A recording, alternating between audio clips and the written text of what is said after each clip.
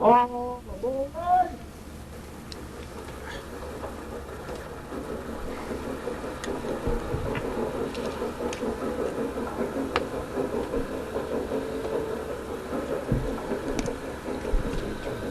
Next stop, Chicago Junction. Yes, it's Chicago Junction, the wonderful program to take you through the wonderful world of trains. With our panel of experts, and maybe we can brighten up somebody's day. And the man in charge of our show, Mr. John DeVita. Well, thank you very much, Brian. Welcome, ladies and gentlemen, to another broadcast of Chicago Junction from the John DeVita Broadcast Center on the Windy City Hometown Entertainment Network on Wednesday, July the 13th, the year 2022.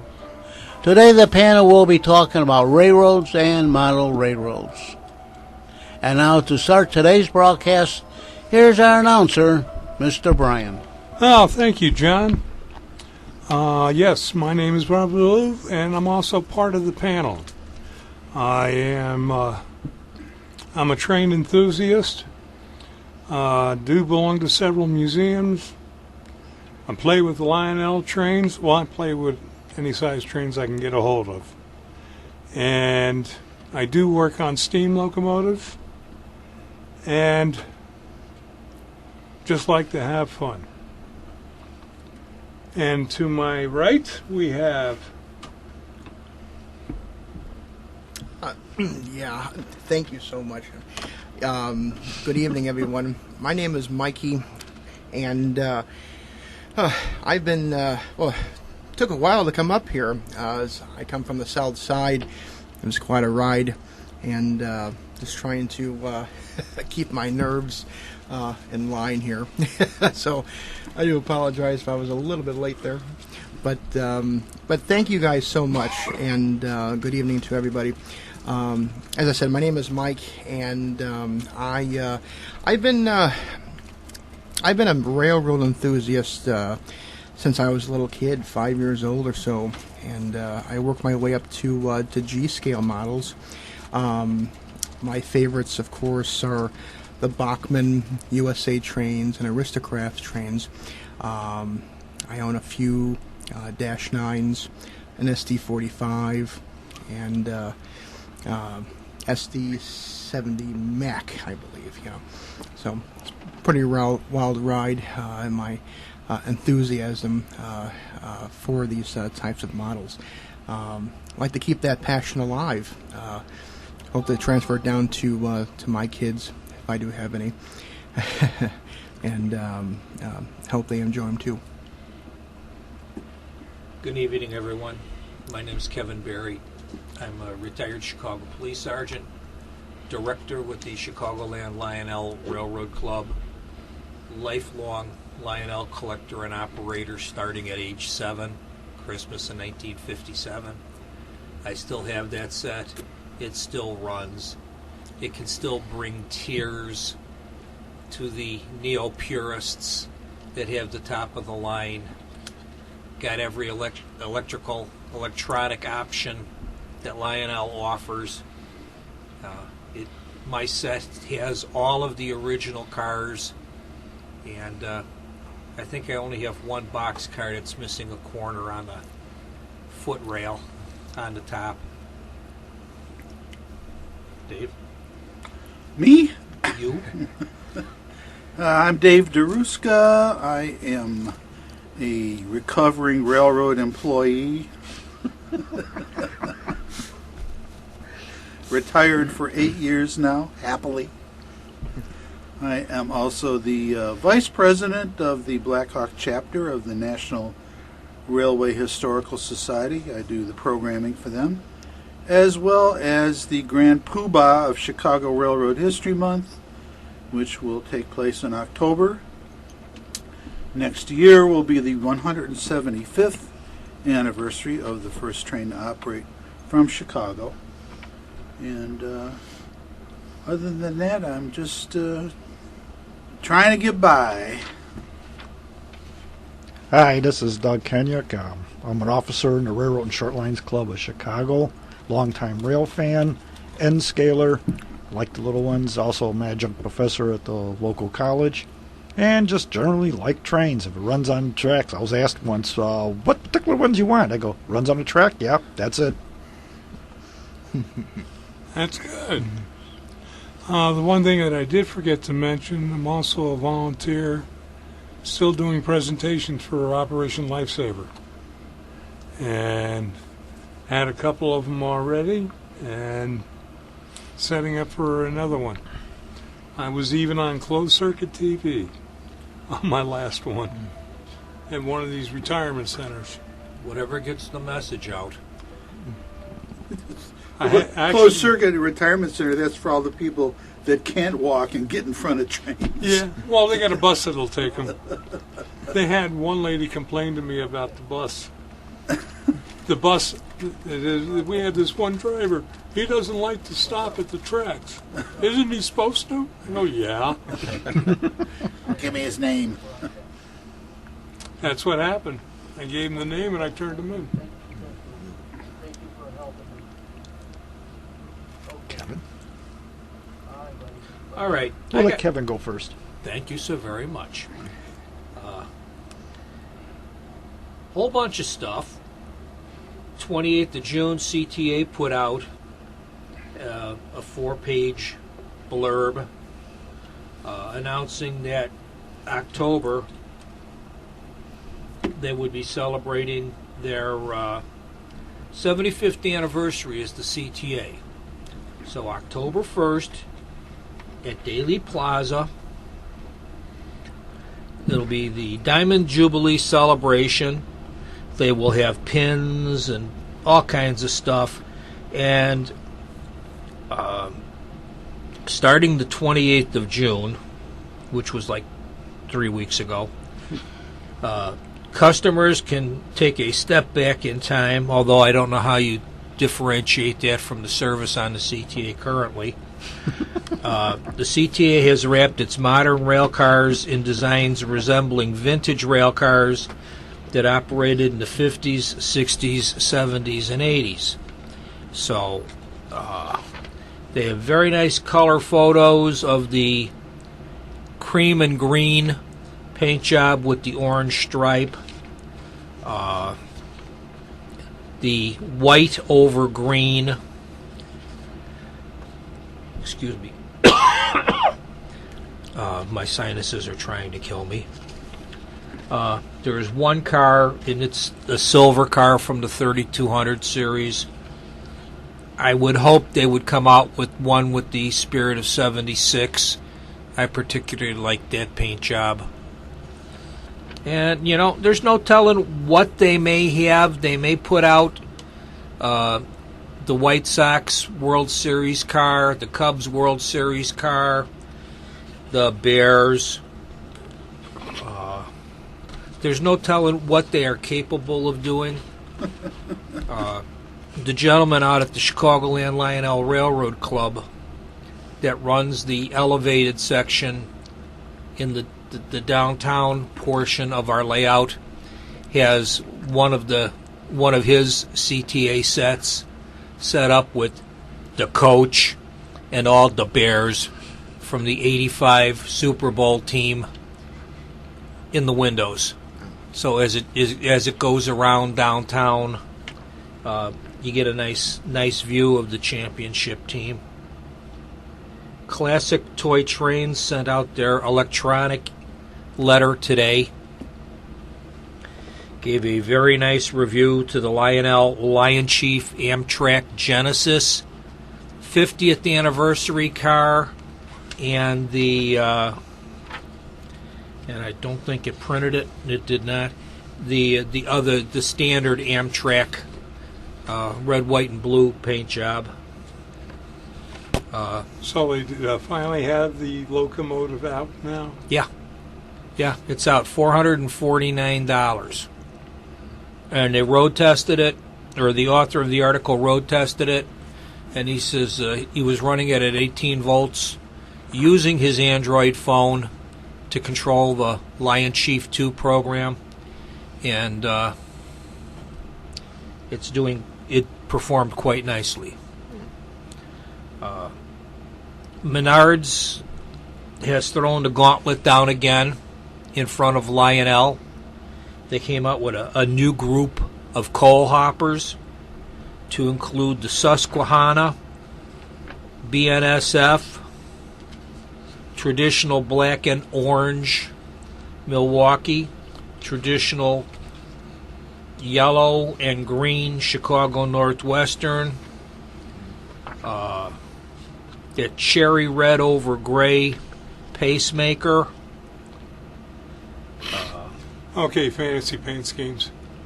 And Norfolk and Western with the yellow heralding on the black body. And they dug up some of their earlier offerings, the Reading and Northern, the Baltimore and Maine, of Norfolk and Western, Bicentennial, and a Milwaukee Road all in orange with the black heraldry. And they just dropped 6 variants of the 1957 Dodge Swept-Side pickup truck, and they're offering them at $4.99 each. Now, if going to Menards is inconvenient, you can order the same cars from Diecast Direct for $8.95. I'm going to find an excuse that my wife needs me to pick something up at Menards. Bathtub plug. Something. As my father would say, some damn thing. Is that all HO scale? No, 1 to 43. Oh, it's O gauge. Yeah. And 8 different paint jobs. Everything from teal and blue to white and orange, white and it says blue, it's almost an aqua blue, white and yellow, orange and black, yellow and black. But, they're quite colorful. Well, I already have one of the Reading and Northern ones, and then they're keeping that paint scheme. I want to get some more. Okay. And there is an organization called CERA, C-E-R-A. They will have a program online, a Zoom program, the 22nd of July, Traction Out West.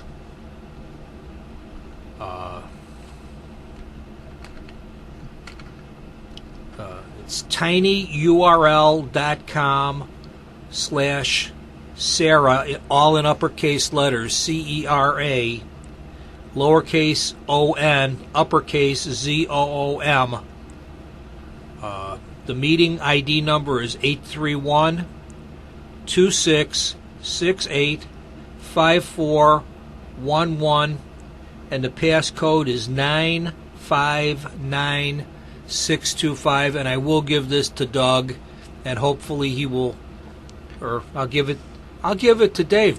But Dave's not here, man. Dude. Dave's not here, man. I'll give it to Dave, and hopefully he can get it up on the... I think Ron Schmolin might have already posted something about that. Yeah. Well, I don't do Facebook, so if you tell me it's already up, I will take your word for it. I have a hard enough time just keeping up with my regular computer mails. I got 80 emails and 65 canned lunch meat today. For those of you who are too young to recognize the reference, that's spam. Mm-hmm. Yep. Spam, spam, spam, Spam, spam, spam, Spam, spam. Wonderful spam! And at that, I will yield the microphone. We were earlier, before we started the show, talking about taxes. Well, here's your tax dollars at work. A unified push to revamp Chicago Union Station. At long last, the Chicago region is making a unified push for serious money to begin rebuilding overcrowded, dilapidated Union Station and position it for an era in which passenger rail could again play a major role in moving us around. Specifically, in an unprecedented but unheralded until now action. That was funny. Illinois and Michigan joined Metro, Chicago, and Cook County. They are working together to seek a huge grant as part of President Joe Biden's $1.2 trillion infrastructure package, envisioning what would eventually be an $850 million in work in and around the historic train depot. The applicants want $250 million now. Give it to me now. From the U.S. Department of Transportation, that would be matched by an $81.7 million each from Amtrak and the local governments. Then there would be a second round of the same amount sometime down the road.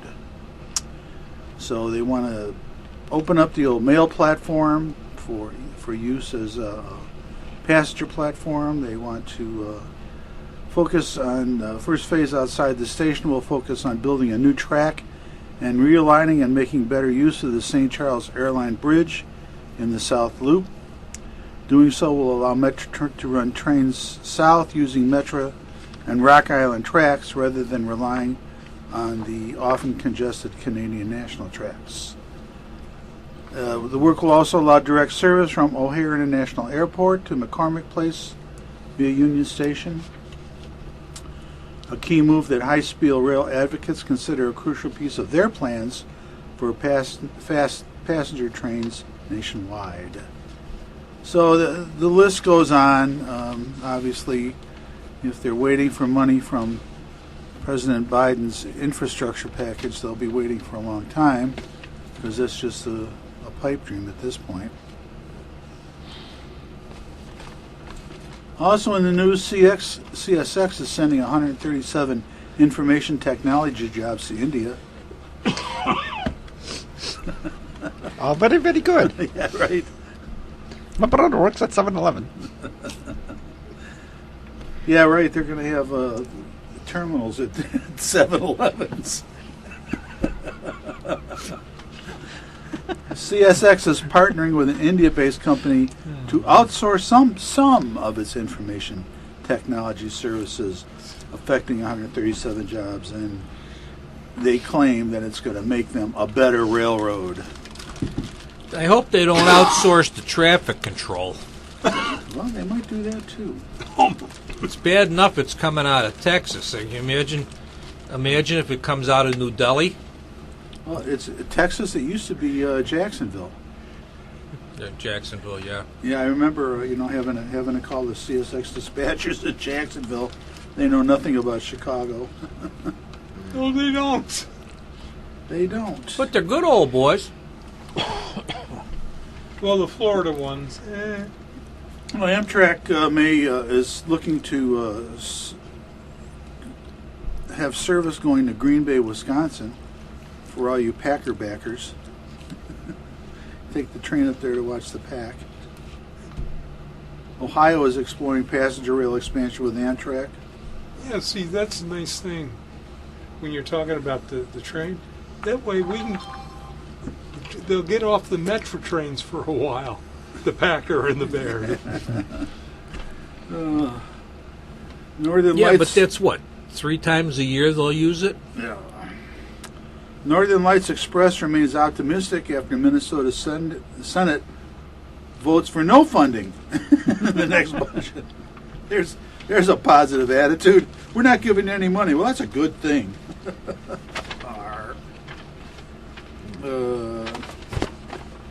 Let's see. I'm looking at stuff from the Blackhawk chapter newsletter, which is really great, very informative.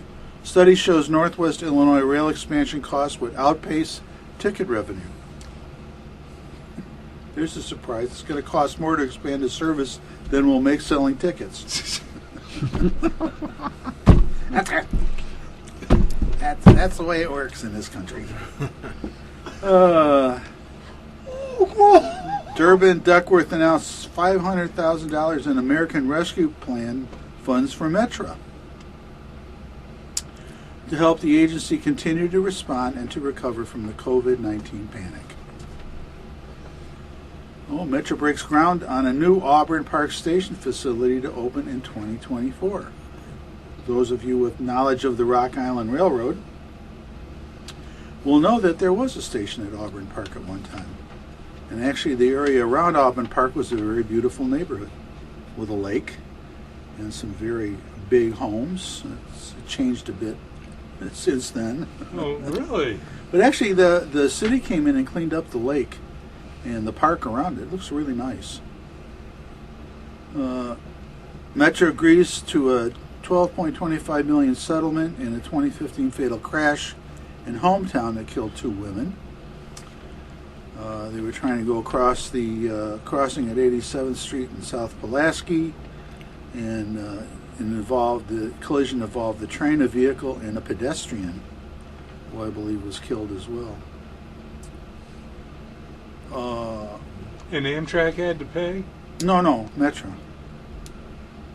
That's the Southwest Service line, Yeah. and that's a goofy crossing over there at Pulaski. It's like, Yeah.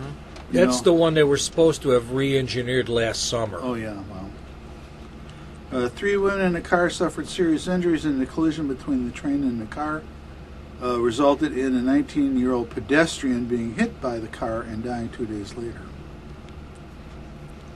He said there were multiple opportunities for a vehicle to be caught between the tracks and the crossing gates, and he believes there should be more changes that could be made. I always tell people, if you're ever in a situation where you're in a crossing and the gates come down, just drive through the damn gates. They're on pins. They're pinned. They're pinions. Yeah. Either drive through or just get the hell out of your car. Get out of the car. Yeah. See, we were talking about that. One of the things, because we were talking about, like kids on equipment and such. And this is what we try. No, trust me. You would be surprised how many older adults try to make it across the track before the train comes. I was sitting at that first street after River Road by the Mohawk, right east of the Bensonville Yards. Gates comes out. I could see the train crossing River Road because it's only a block away. Watch an old lady come up in a caddy, go right around the gates, right in front of the train. I had the camera ready, but nothing happened. Oh. Darn, missed them. There's a grade crossing on 123rd Street about a block and a half west of Pulaski. And trains stop in the grade crossing regularly because, it's a feeder track, runs out to the yard at 138th Street. And, if the train stops for more than 10 seconds, you're going to see some idiot climb over, grab the foot iron, climb up the ladder, bridge over to the top of the knuckle, cross over to the other side, or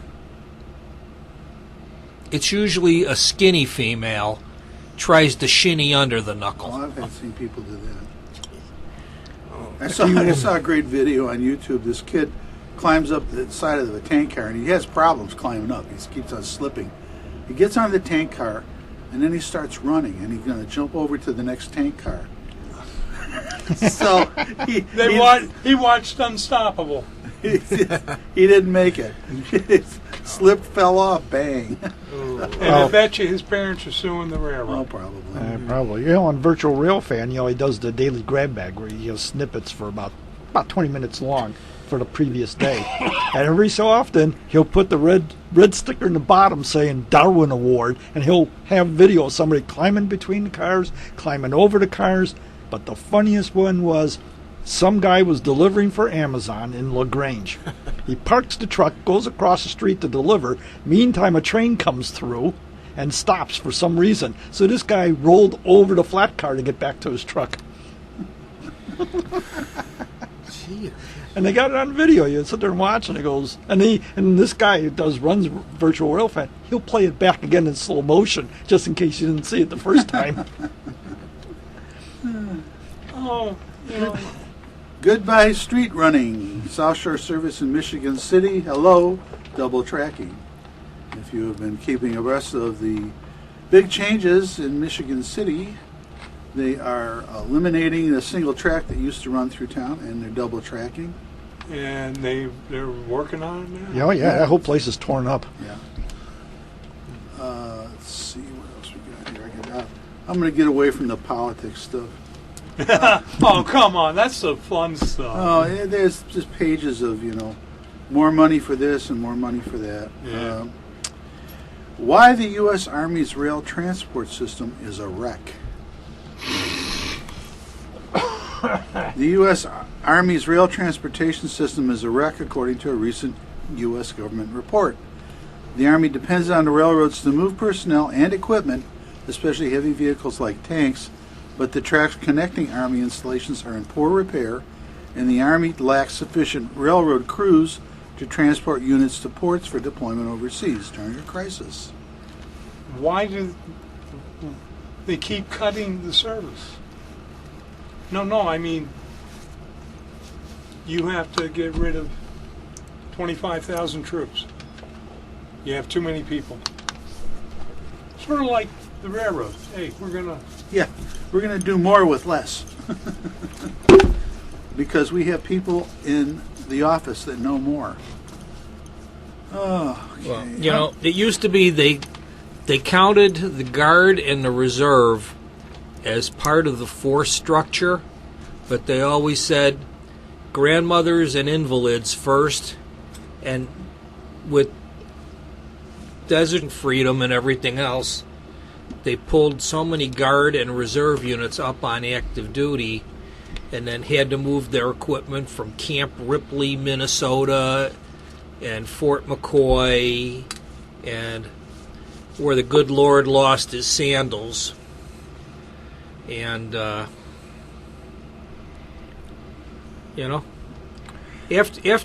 I remember after Desert Storm, when NREC was still out on 136th and Avenue O, they had a GP7 in there for a rebuild.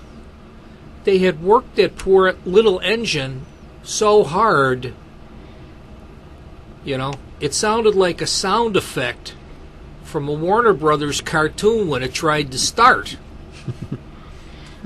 they had Mel Blanc doing the Benny's and Maxwell. And that's it? Yeah. Yeah, I mean, and with the weight of what they're moving, I mean, how much equipment do they really think they can move with a GP7? I mean, they don't have crews. They don't have sufficient crews. In 2015, the Army slashed its railroad personnel by 70% in favor of relying on commercial rail carriers in the U.S. and railroads operated by foreign governments when American troops operate overseas. The Army rail units shrunk from 4 battalions to just 1, the 757th Expeditionary Rail Center, ERC. ERC told the GAO that the unit would likely be unable to meet the simultaneous overseas and CONUS missions during a large-scale combat operation, but they saw no other solutions to the lack of sufficient rail operating crews, according to the report. The Army doesn't even know how many rail crews it needs to transport its units in the event of mobilization. Yep. CONUS is mil-speak for Continental United States. Ah, thank you. Oh, I didn't know that. I didn't. Brian? I thought it was like Conus the Barbarian or something. Behave yourself, Brian. Okay. That's Conehead the Barbarian. I'm going to leave with some of this stuff. 135 years ago, late on the night of August 10th, 1887, the Great Chatsworth train wreck occurred 3 miles east of Chatsworth, Illinois. An eastbound Toledo-Peoria and Western passenger train bound for Niagara Falls. Niagara Falls. Slowly I turned, step by step. Inch by inch, Well, on its way to Niagara Falls, it crossed over a trestle weakened earlier in the day by a fire, causing it to collapse. Of the 500 passengers aboard the train, about 85 perished and scores were injured. The wreck ranks as one of the most deadly U.S. railroad accidents to take place in the 19th century. 100 years ago, on August 31, 1922, the Chicago and Alton Railroad went into receivership and was reorganized as the Alton Railroad under the control of the Baltimore and Ohio Railroad. 85 years ago, this is a good one for Brian and me. On July 1st, 1937, the Federal Railroad Retirement Act went into effect for all railroads, replacing voluntary retirement and disability pension benefits on some 80 major railroads. 85 years ago, on August 1937, Electromotive Corporation began construction of 6 Model TA passenger locomotives for the Chicago, Rock Island, and Pacific Railroad. Winton Model 201A V16 diesel engine rated at 1,200 horsepower powered each unit. 65 years ago, on July 3rd, 1957, the Chicago, Aurora, and Elgin Railroad abruptly ceased to carry passengers at 12:13 p.m. Yeah, they said they told the people that they carried downtown that day, "Oh, sorry, we're not taking you home today." Oh my God, that's crazy. There's an article in First and Fastest talking about that day where the guy rolled in and they booted everybody off and he got his train orders to head to the yards, and that was it. Pulled into Forest Park. That's crazy. Well, we'll leave it at that. That's the news. All the news that fits. Or we have a fit with. All the news that is the news. All the news that fits, we print. Or something like that. No, I'm thinking of Laughing Looks at the News. Oh, yeah. They always did a good job. Yes, they did. They still do. And don't let the truth get involved with the real story.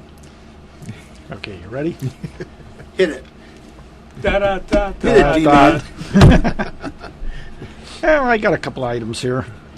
Canada unveils measures to protect rail infrastructure from extreme weather. Transport Canada this week announced plans to address the safety and security of the country's rail infrastructure in the face of extreme weather and climate change. The government established 2 new measures. One focused on railway-related fire prevention, and the other aims to improve the resiliency of the rail infrastructure against the impact of climate change, such events as flooding, landslides, and fires. Measures are part of the Canadian government's National Adaptation Strategy, a broader effort to combat climate change. Not going to go into the rest of it, but that they're providing $2.2 million in Canadian dollars to get this started.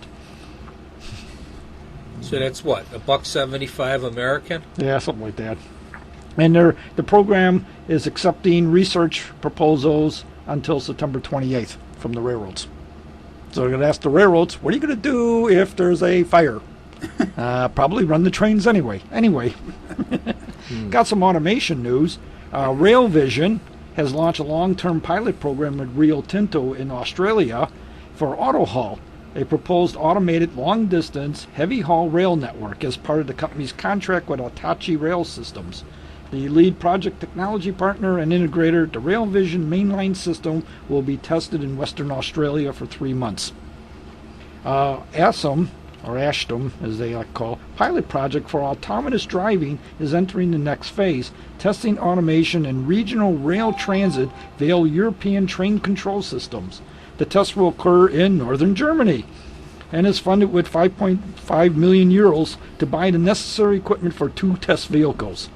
The trials will test signal recognition, object detection, and remote control while evaluating safety standards. The project will determine whether existing regulatory framework for automatic train control could be adapted to autonomous driving. Okay, so it's nothing new. Germany's still fooling around with automated stuff, so it's... So you can get an automated speeding ticket. Yeah. Illinois Commission issues grants for 6 rail bridges. They're going to spend $7.5 million on the following bridges. North Grand Avenue crossing in Springfield, which is Norfolk Southern and Illinois Midland.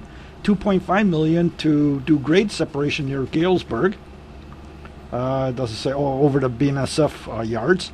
$960,000 to replace the existing timber bridge with the 3-span concrete bridge.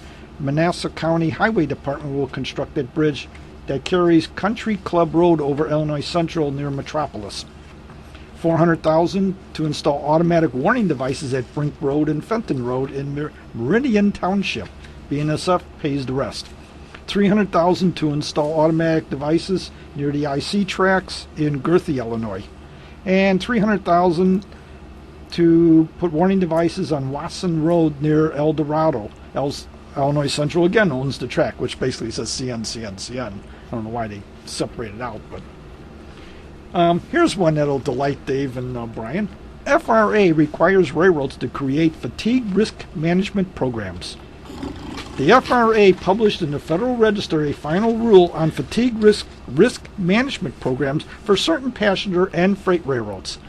Under the regulation, Class 1s, Amtrak, and commuter railroads must develop and implement a fatigue risk management program as part of their larger system safety and risk reduction programs, FRA officials said in a written statement.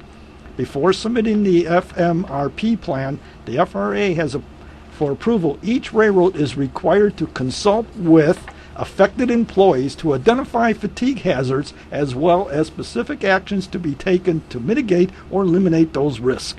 I like that sentence. But see, I can tell you right now what the problem is. CEOs. Oh, yeah. And that's it. That's basically, they just talk about what the FRA is going to do to, file the paperwork, and that's it. Allegheny County Port Authority changes its name to Pittsburgh Regional Transit. Whoa. Yeah, ooh. They actually started back in 2008, and they're finally finishing, according to the article. Only took them, about 10 years? And then this one Brian knows about. The rail industry marks International Level Crossing Awareness Day. So as your Operation Lifesaver in the rail industry today are marketing International Level Crossing Awareness Day during the annual convention in Denver.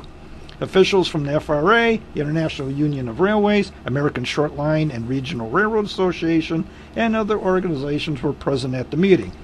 And the poster boy for it was the Amtrak diesel. Yep.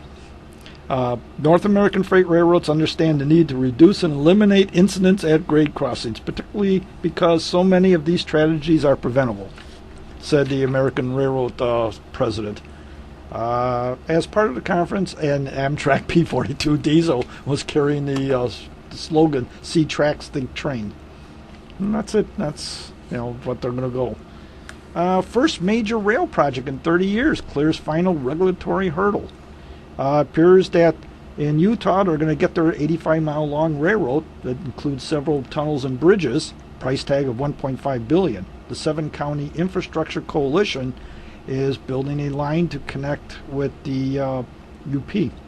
This is it's a U.S. Forest Service finally signed off on it.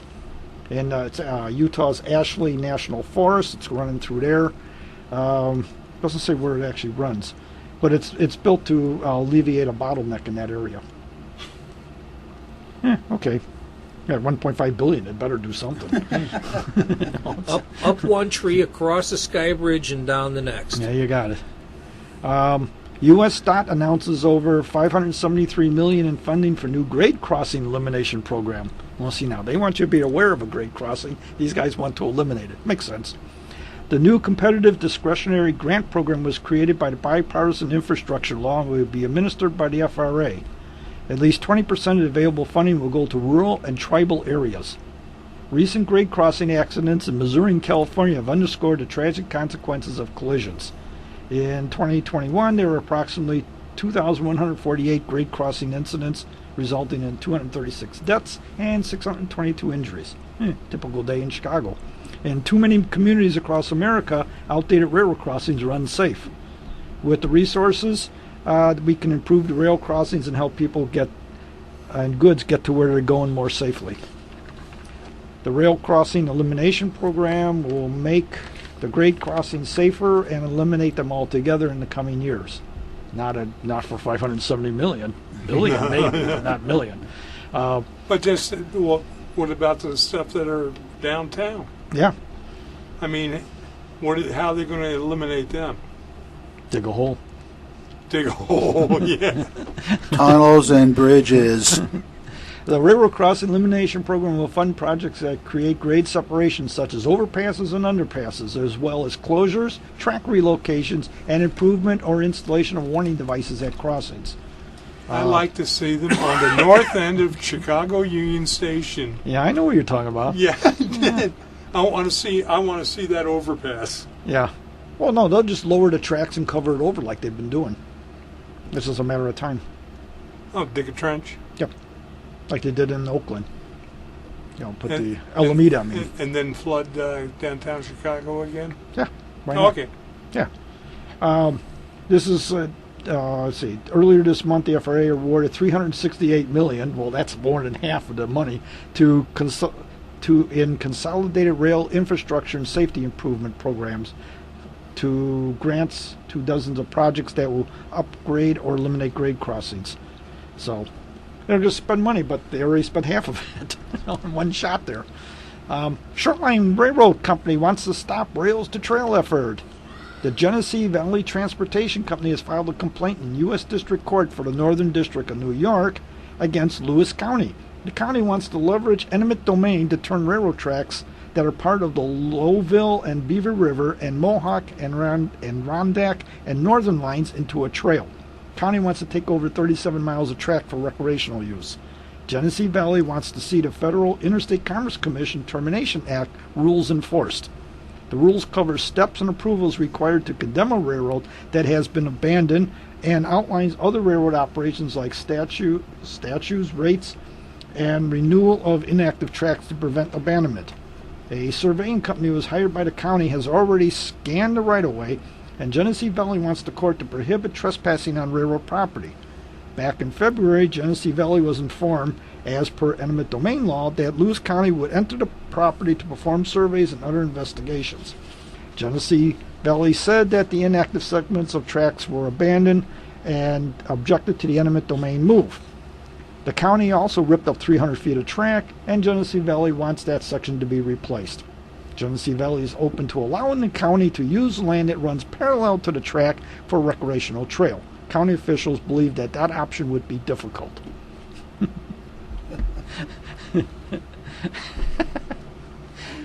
See, the story always gets better with you. San Fernando commuters overwhelmingly want a tunnel, not a monorail. A recent report revealed that a whopping 93% want LA Metro to tunnel between San Fernando and West Side, while just 7% prefer a monorail. LA Metro is looking at a total of 6 project alternatives. Those who object to the tunnels are homeowner groups from Sherman Oaks and Bel Air that are worried about earthquakes and fires. Good move. You're worried about earthquakes, so you put it on the ground. Good move. You're worried about earthquakes and you live in California. Well, I got another story about that. The large group of tunnel supporters believe the option would provide better transfer options and faster travel times. They also approve of the way Metro has handled past tunnel projects. 35% also prefer a station at UCLA, which would be feasible with an underground line. UCLA and the Los Angeles Community College District said the project had to have stops on the UCLA campus and Westwood Village, with a connection to Metro D. The agency knows where the line will end, but little else. The final north stop of the Sepulveda Pass Transit Project would be at the Metrolink Amtrak station at Van Nuys Boulevard and Satcora Street. The final stop south would connect with Metro E line. 6 alternatives are the following: a monorail with aerial alignment along the I-405 corridor, an electric bus connection to UCLA, a monorail on I-405 with automated people mover to UCLA, a monorail on I-405 corridor and underground line between Getty Center and Wilshire Boulevard, heavy rail with a tunnel south of Ventura Boulevard, and finally an aerial alignment along Sepulveda Boulevard. The monorail would cost about $6.1 billion to build, while the tunnel option would cost $10.8 billion. What about the La Brea stop? It's full of tar. So, in the meantime, though, there's new technology informed trains about an earthquake tremors before they can do damage. This new system sends automated messages notifying train crews that they need to slow down or stop as part of an earthquake early warning system. The technology combines the Shake Alert system with the positive train control. Shake Alert, which is mainly run by the U.S. Geological Service and universities, employs a sensor network to detect the start of a significant earthquake. The system sends alerts to impacted areas before the tremors hit, so systems can take necessary precautions. California, Oregon, and Washington are part of the coverage area. Currently, the new system is being tested on a route that includes Riverside and Paris, which is located about 50 miles from Los Angeles. So we'll build the tunnel, we'll put the sensors in there, and watch the people get crushed when the earthquake hit. Slow down.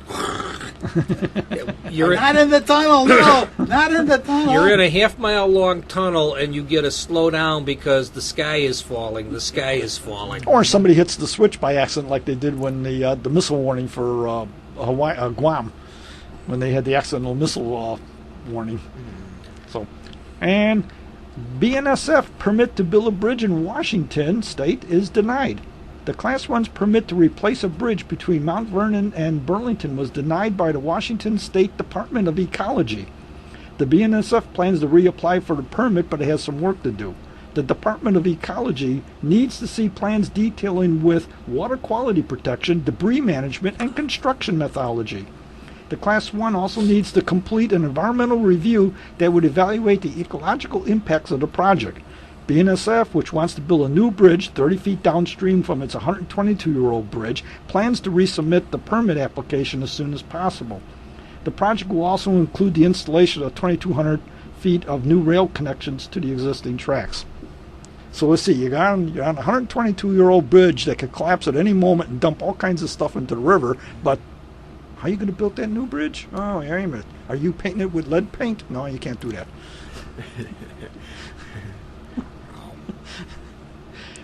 Here's one you guys will like, because you guys are former Metro engineers. This story popped up and it was kind of funny. RSS launches locomotive leasing for commuter railroads.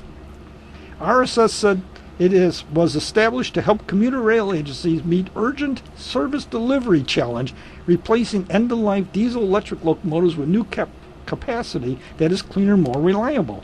The Boston-based Alternative Concepts, a full-service operator of heavy rail, light rail, commuter rail, bus services throughout the U.S., is a strategic partner, and private equity firm Aldifa Capital Advisory is sponsor. RSS has teamed with CAD Rail Industries, a U.S.-based partner in Metro East Industries. Boy, you got a lot. To overhaul an initial fleet of F-40 PHs. The company said the locomotives will offer a 20-year-plus service life, providing an immediate, reliable improvement and lower maintenance costs, and will include a fully rebuilt prime motor and Tier 4 HEP, delivering significant reductions on NOx, hydrocarbons, and PM10 emissions.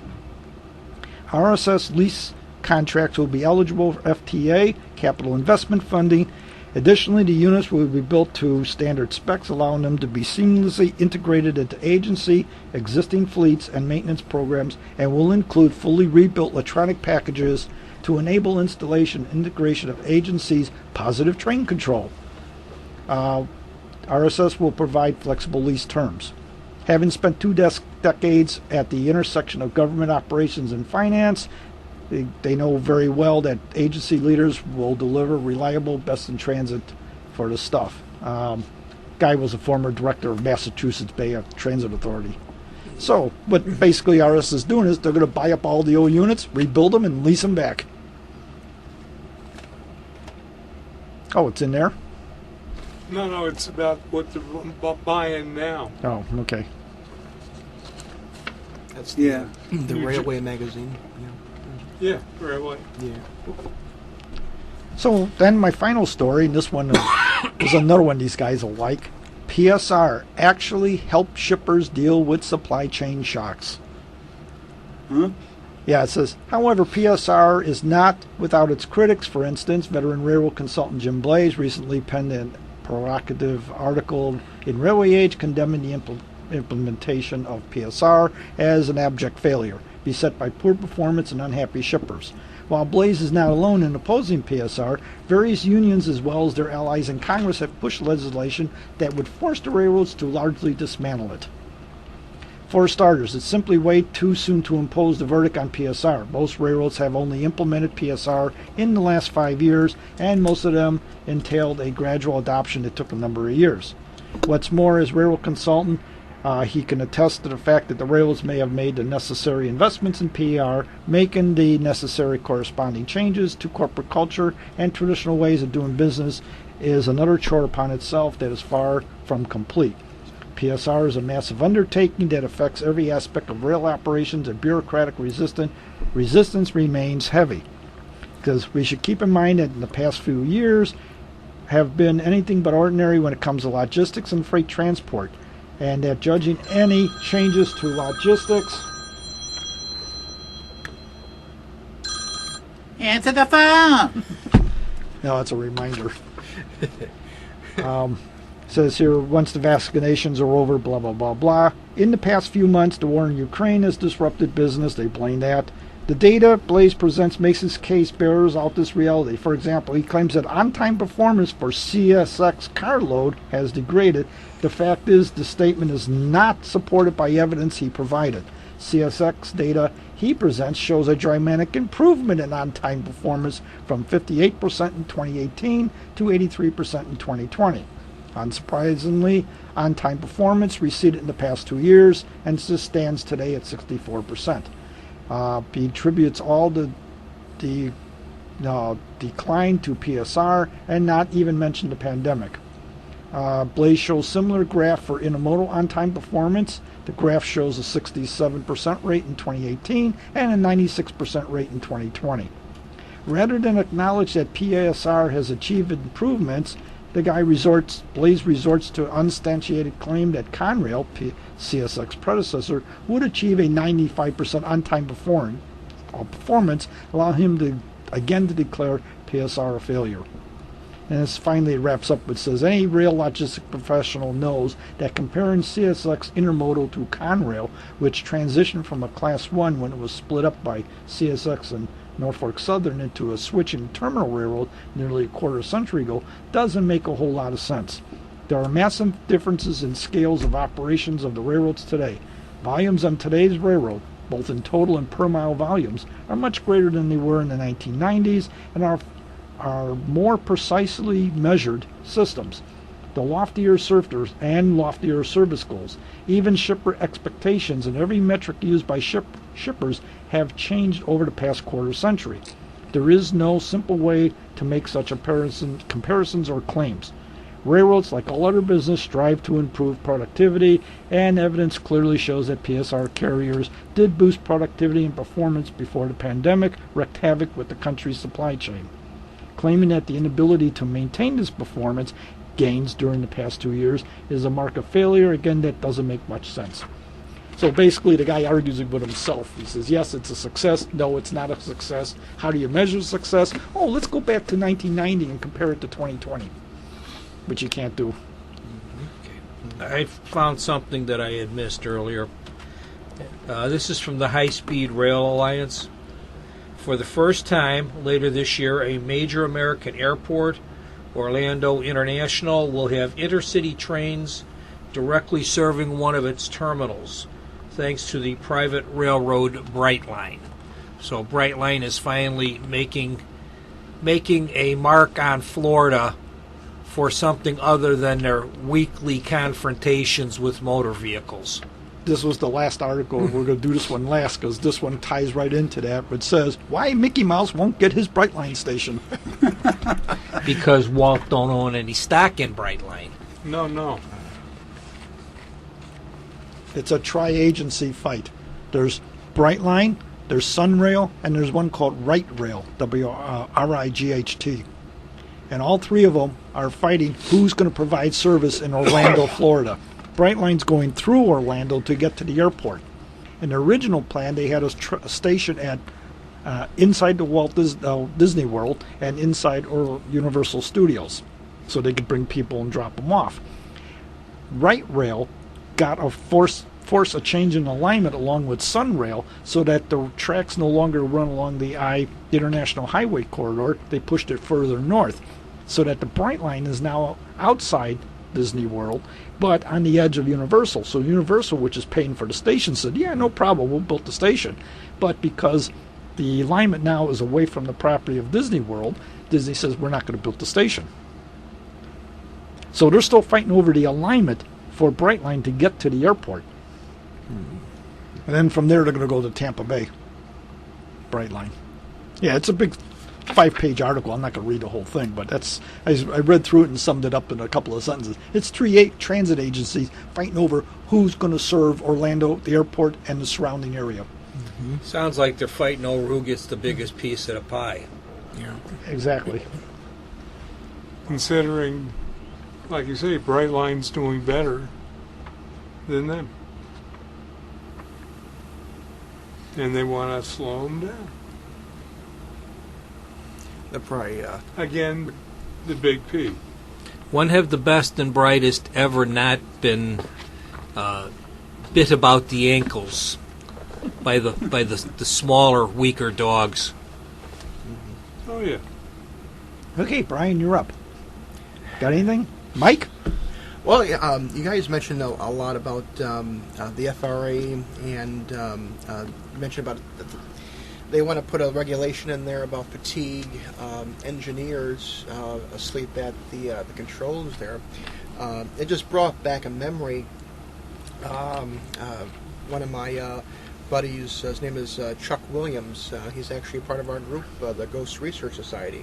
He's doing a big presentation and a film documentary on the old 100-year-old Hammond circus train back in 1918. And of course, the gentleman, the engineer, was asleep at the controls.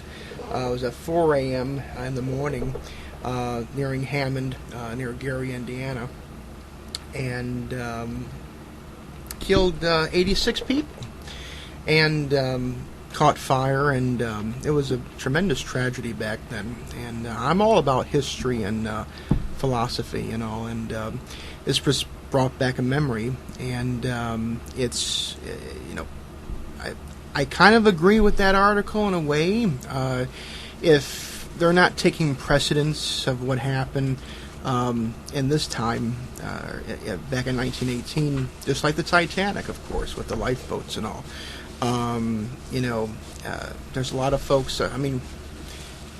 Look what happened with this Amtrak that derailed here. That's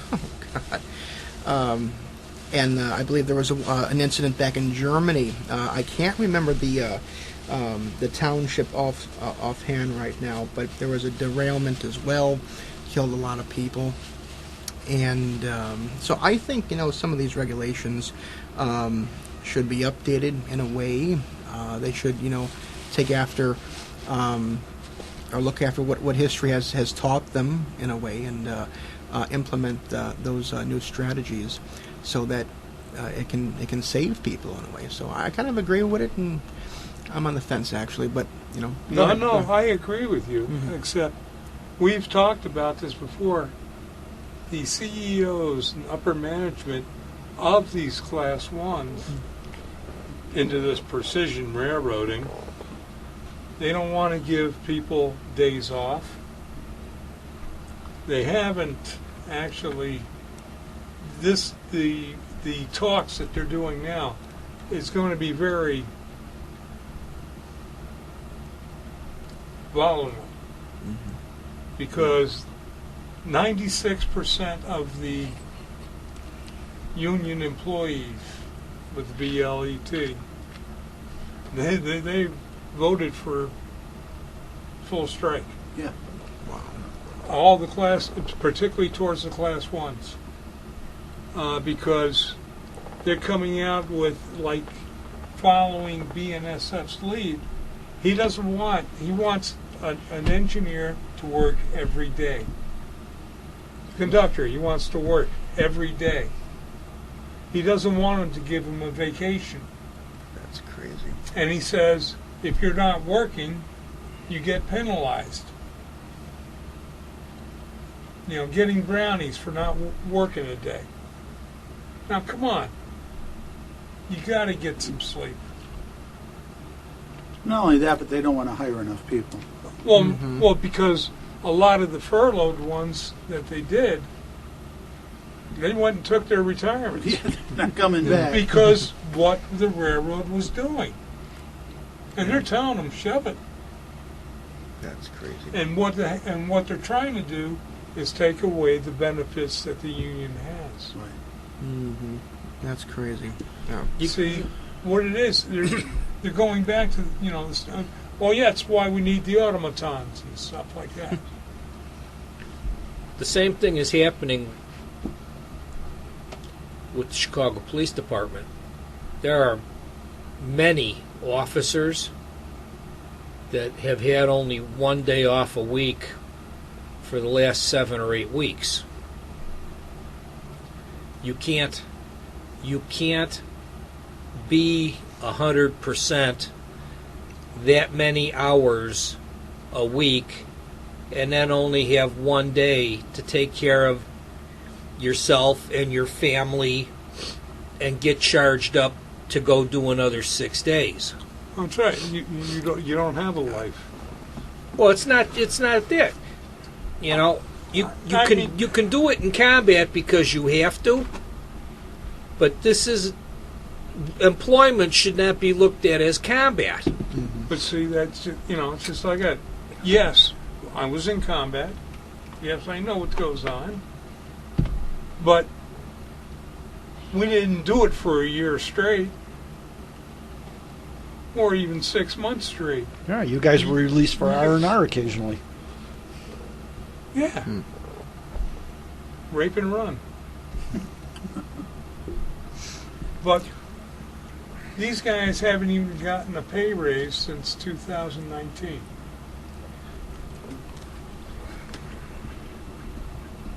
And all the business managers, you know, they're telling them how to make more money, but it affects the people that work for them. Well, you know, Wall Street's involved in this too. Wall Street is putting the pressure on the railroads. Oh yeah, we want to make become more more money. productive. Yeah, but the thing is, it's funny. They're carrying less freight now than they did even 2 years ago. And they're wondering why. Well, we don't have people to run the trains. Yeah. Duh. Let's think about this. I've seen ads on Facebook from different class ones. Engineers, conductors wanted. And they're saying no, they're going short lines. What's going to happen when semi-trailer loads of computer chips start turning up in Detroit and other places, and they've suddenly got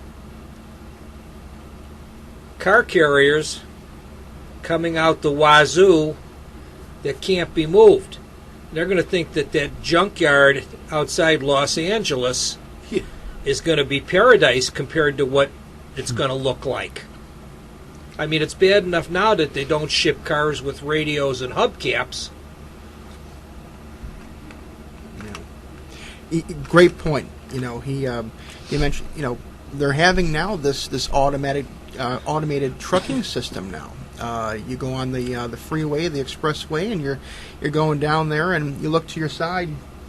There's nobody driving that truck. What's going on here? You know, automated driving for regular, you know, vehicles, civilian, whatever it is, trucks. You know, I think that most of them were in California or something like that. They're testing in other places.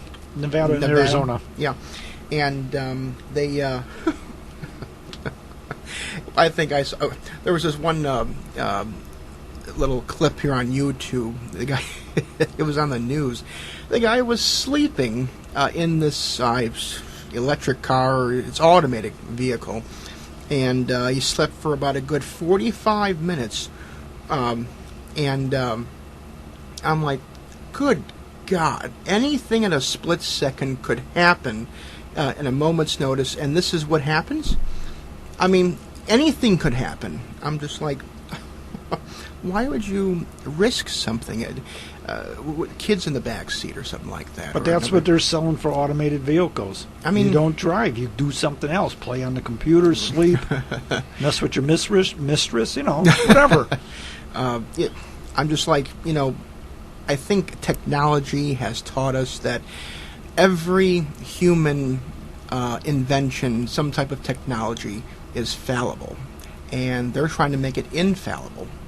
And it's just, it's not in the cards, at least, and not in my view. They can perfect it all they want. It's not going to be 100%. It can help society in a way, but you got to be on your A game if you're going automated systems, and that's for any type of transportation vehicle. And it's so risky. It's so dangerous. A camera on the side of a vehicle can only see so much.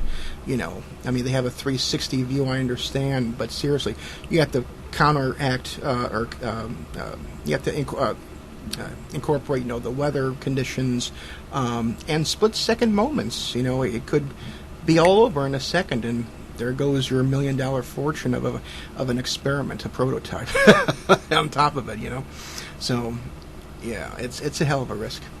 Well, no, they have had automated trains Yeah, on captive rail on captive rail. with no crossings, nothing. Exactly. Or On the the desert of cruise- Arizona. Or Linwood Subway.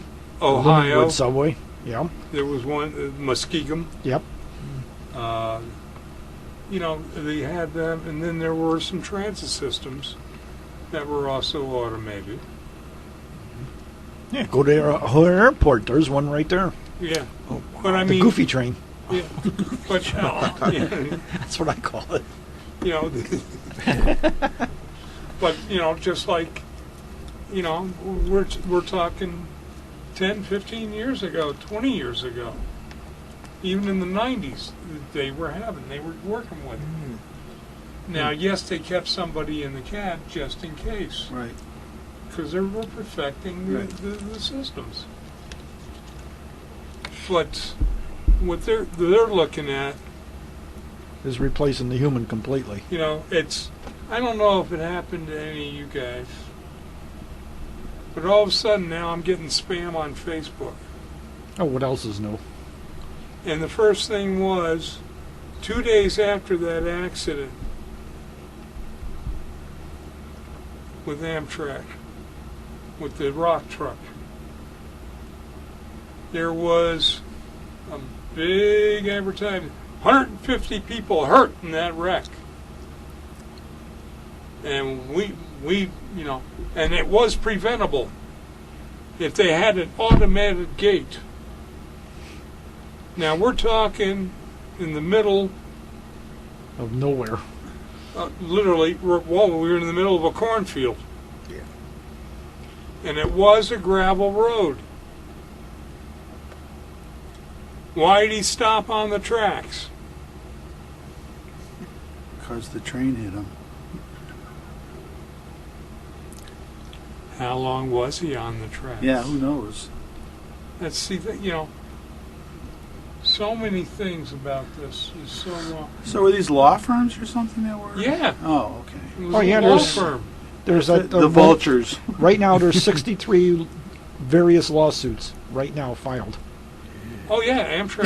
Everybody's is being suing sued. everybody on this one. I mean, back and forth. Amtrak suing the truck driver. The trucking company suing Amtrak, and they're suing somebody suing the highway department for not maintaining the road. I mean, it's going up and down the whole thing. We're talking about a lightly used road Yep. from the rock quarry. It's a private road, I think, too, isn't it? Yes. Yeah. It's a private road, and it did have crossbucks. It was, Well, and it was on quite an incline. It wasn't level grade. It was like up a hill, down a hill kind of thing. So the vision of the drivers on that road was impaired for seeing the train. Now, we don't know if the guy stopped before he went across the tracks, was able to look both ways. right. And I'm sorry, He sees the headlight down there. He doesn't know that the train's going full speed. Right. I mean, it was going 90 miles an hour. Yeah. Oh, it's a freight train and it's only going 2 miles an hour. Hmm. And I'll be stuck here for hours. That's the number one rule. Number one rule. Don't assume. Always expect it, just like a loaded gun if you're having it. If it's not loaded, treat it as if it were loaded. Same deal. Until you safe it. Yeah. Mm-hmm. Well, one good thing at the rec, and I would like to mention that, was the actions of the Boy Scouts. Yes. How they stepped up and Yep. provided Oh, medical, emergency medical, and one Boy Scout sat with the truck driver until he passed away. So that's pretty incredible. I mean, for young men to do that. I don't know if those were local Boy Scouts or Boy Scouts returning from the trek out at They were- Philmont. No, they were Returning from the returning. track. Yeah, because Yeah. one of them was out of Michigan. They were coming back through Chicago to go back to Michigan. Yeah, they were at a, normal. Jamboree. No. If they were at Philmont, they just came off somewhere between a 56 and 72 mile week-long hike through the mountain. Just went and spent a week there and had fun. Yeah, even the national news, who would rather slash their wrists than say anything nice about the Scouts, said nice things about the Scouts. I was a scout. I mean, they didn't complain that any Me of them too. weren't girls. I don't, I'm sure girls are allowed to go on the trek. I don't know if that particular troop Had 'em. has girls in it or was a girl troop. Scouts are just coming up on the first anniversary of the first female scouts attaining the rank of Eagle. So, and it is a major commitment. Doug might be the only person sitting here at the table amongst the five of us that could pass the physical to go do the hike, because there are rigid height and weight standards, and basically if you're taking any type of long-term prescribed meds, you got to have a Foot Locker full of waivers. Oh, you're selling Brian short. Hoorah!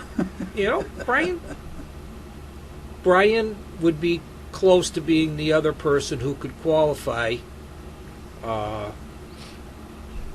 I went to a Wasapee. Now that I lost all that weight. Yeah, right. I've been to That's the way to Owasso lose weight.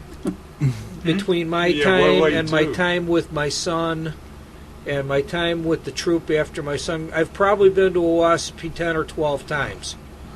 But you're talking the difference of walking the state of Illinois as opposed to walking through a grocery store.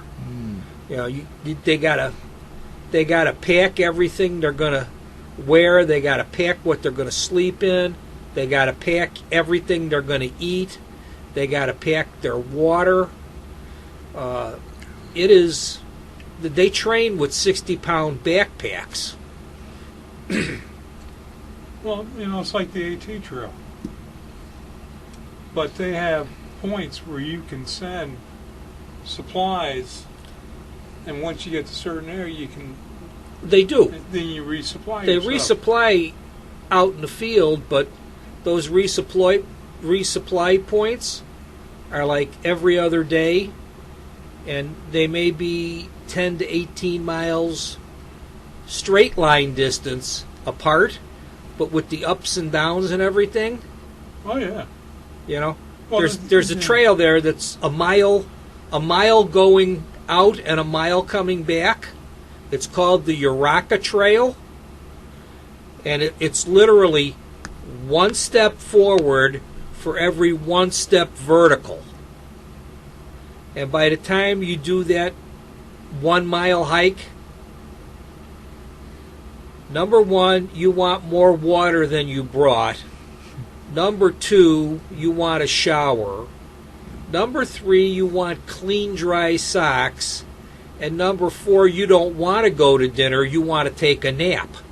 And that's only a 2 mile hike. And these guys are out for, Yeah, a week. Well, yeah, you do that. My old man did it when he went down to Philmont. When he was, 63? And He was probably a lean, mean greyhound like his son. well, I am now. But I lost 50 pounds, thank goodness. 72. Oh, jeez. Wow. Wow. 201 pound now. I'm happier. I gained 20. I want to gain some. Trust me. What's your secret? Tomato juice. No, you don't want to do that We'll secret. discuss that off the air. Yeah. Yeah. Anyway, guys, a little interesting statistic. The average speed of trains in the U.S. right now is 23.1 miles per hour, down from 26.2 last year. That's right. Yeah, I read that little statistic. I'm like, wow. And they're wondering why they're not carrying it. Well, the other problem is Long Beach. Everybody wants to ship through Long Beach when there's other ports up and down all over the place, including cutting through the canal. You got, San Pedro, Yeah, Santa which Monica. is, on the other side of Long Beach, and they do hook up together. And I know because I've been stopped enough.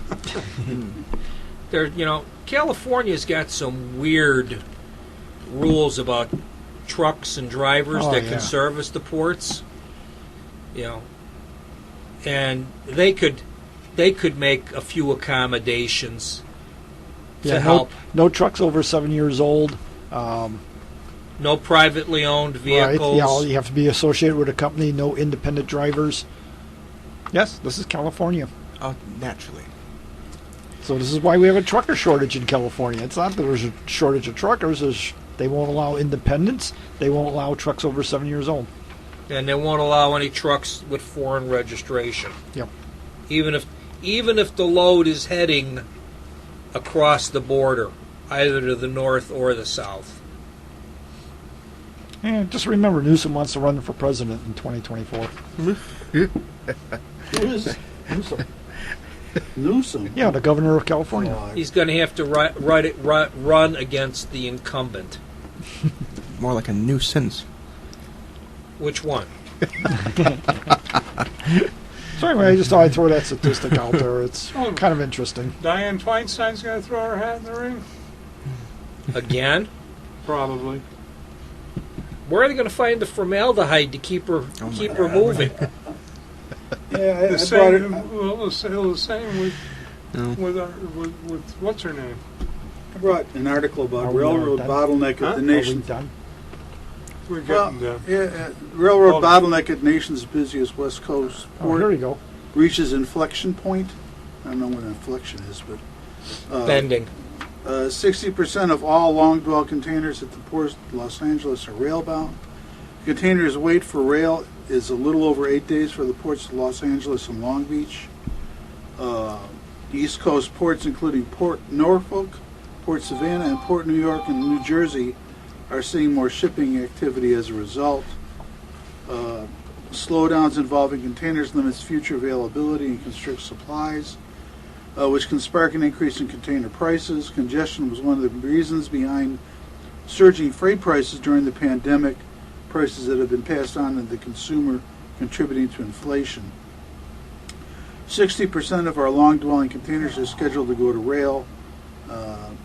Our land capacity is at 90%.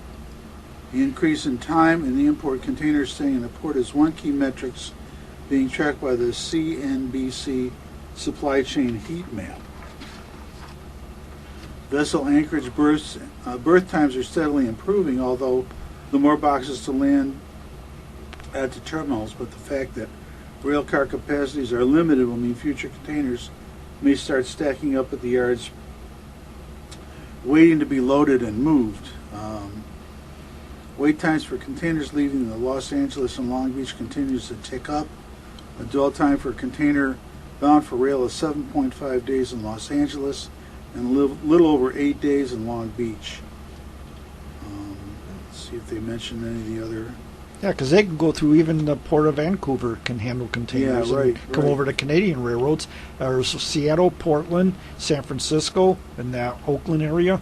And then they can, smaller ships can still get through. They're rebuilt the Panama Canal. They're widening it now for the bigger ships. Yeah. But the smaller ones are starting to swing around and come up into Norfolk and New York and so on. Right. Or they'll transload. The bigger ships are porting at the west side of the Panama Canal. They put it on the train, take it the 50 miles to the other end, and put it back on the ships up to the east coast. Yep. But those container ports are not owned by Americans. They're owned by the Chinese. Now Both they sides. are. Both sides. Yep. And they got a private security force to keep security. 10,000 Chinese soldiers are providing security for those two ports. Just so you know. Ships used to come in, they would lay at anchor a maximum of 1 day, and then they'd move them into a berth to unload them. Used to be the only ships, the only boats, ships carry boats, the only boats that went out to the container ships were tugs. Now there is a whole fleet of service oilers and commissary vessels that are bringing 8 to 14 days of fresh produce out to the ship because they're laying at anchor that long to get in. And the big, the super honking, fit in Brian's back pocket container ships that Walmart uses come in from China loaded, go back to China empty. As fast as they can get the containers off and empty containers on, they're back out, going back to China. We're not moving anything to China, so everything that comes in off of them is hitting us in the economy. All right, well, any event, I think we've wrapped up another interesting day. And don't let the facts sway the real story.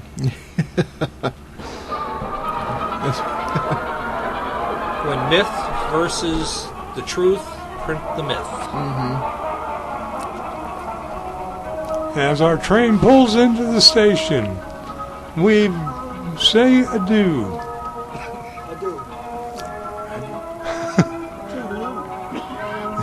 Yeah, Toodaloo. Yes, we pulled into the station, and we want to thank you for listening to another episode of Chicago Junction. Until next time, happy rails to you.